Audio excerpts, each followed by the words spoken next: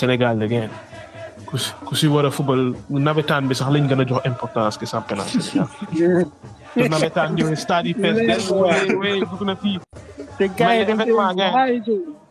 surtout tool bi nii gars yi dañ see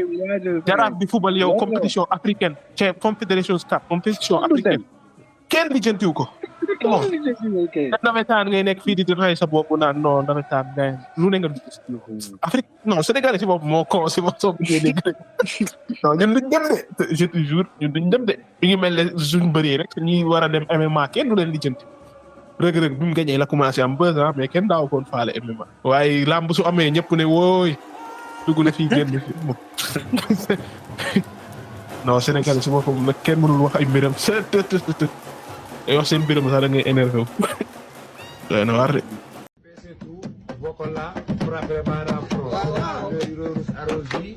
les autres